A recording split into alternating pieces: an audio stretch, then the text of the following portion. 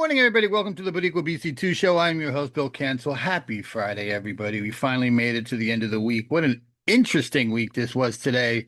Yeah, I remember when I talked about this on Monday, I was waking up to this real sense of uncertainty of what's happening in our country right now. And I kind of got that a little bit into perspective this morning. And I think for me personally, the problem is that there's just so many balls up in the air. And typically what happens is that a ball goes up and then a ball comes down, right? So something crashes, right? That hasn't happened yet. There's so many balls up, negative balls, I should say, up in the air when it comes to Trump, Epstein files, tariffs, so many, Russia, Ukraine, and nothing's crashing down yet. So it's kind of making me feel like when is this going to all finally come collapsing down? Because it has to, right? So I think that that's what was bothering me for this week, but really not much I can do about it except wait for the balls to drop, and they're gonna drop, trust me. But I just have to be a little bit more patient. So, welcome to the morning report, where we talk about the top five news stories affecting Mr. Trump today. Starting number one by The Guardian. Federal crime crackdown in D.C. and major appointments. The Trump administration ramped up federal law enforcement efforts in Washington, D.C., citing rising youth crime and even hinted at placing parts of the city under federal control. It's also confirmed the nomination of Steven Miran to a temporary Federal Reserve Board seat and doubled the bounty on Venezuela leader Nicolas Maduro's arrest to $50 million over narcotics allegations. Coincidentally, Vice President J.D. Vance kicked off a UK visit amid ongoing diplomatic efforts. To my friends in the UK, you know what to do. Uh, Number two, The Guardian. This is obviously, we all talked about this yesterday, but we'll summarize it again today. Historic tariffs, highest since 1934.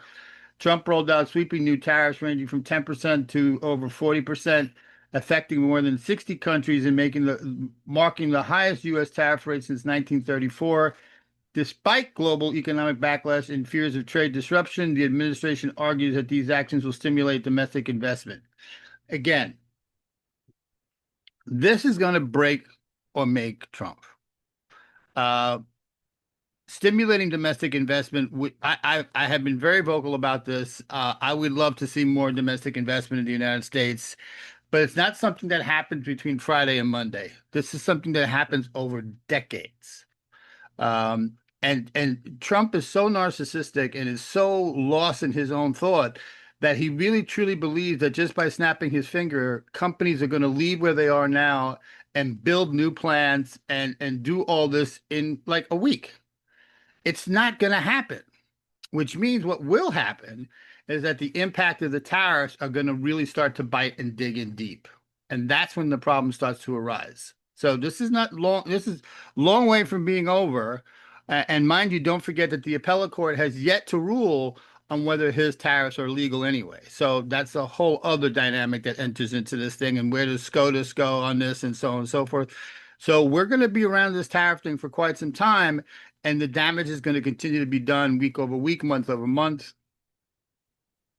So we'll see where that all goes. I guess this is another one of his attempts to get his Nobel Peace Prize. It just makes no sense to me. But anyway, Armenian Azerbaijan peace framework hosted by Trump. In a major diplomatic coup, Trump is set to host a key peace framework between Armenia and Azerbaijan. The deal brokered at the White House significantly reduces Russia's influence in the region and includes U.S. development rights over the strategic Zangezur corridor. That's by the Washington Post. I find it absolutely amazing that Trump is on this campaign to fight peace, find peace throughout the world, when his own country is literally burning to the ground. That's not the way this stuff typically works. Typically, you take care of your own country, make sure it's rock solid and stable and foundational, and then you move on to other countries that start to develop peace talks and so on and so forth. He's completely reversed the focus on this. We are no longer the focus. The United States of America is no longer the focus of Donald Trump. Don't believe what it tells you about reinvesting in America and we're going to be great again. None of that is true. And how do I say that? That's not an opinion piece. How do I say that? Because the facts support it's not true. So for him to go play around with other countries for a Nobel Peace Prize is a waste of freaking time. Next up, reported by Time, trade chills with India intensifies. U.S.-India trade tensions escalated as Trump declared that no further trade talks will proceed until a dispute over newly imposed 50% tariffs is resolved. India pushed back, accusing the tariffs of being unfair and reporting significant export disruptions affecting sectors like electronics. India responded with plans to diversify markets and absorb trade shock internally. Okay. So again, this is another one of the fallouts that we just talked about with the tariffs. It's not just us paying more money for it, but the United States is rapidly becoming alienated to the rest of the world regarding exports and trade, right? Because nobody wants to play with Trump. Okay.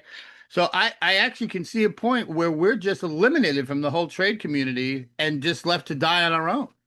While the other countries are making their own deals and being successful and profitable doing it, we are all alone.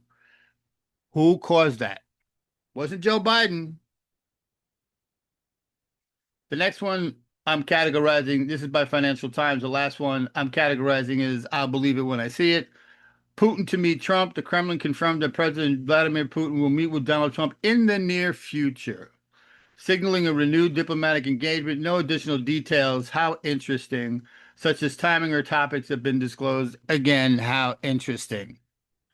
So that's the morning roundup. That's the morning report, everybody. I hope you got some good news out of that for this morning to start. Don't forget today is Friday, so our next show will be Fact Check Friday.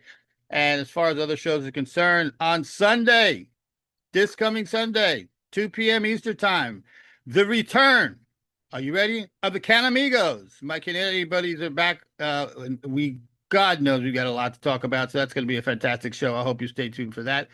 Have a great weekend, everybody. We'll see you later. Bye bye.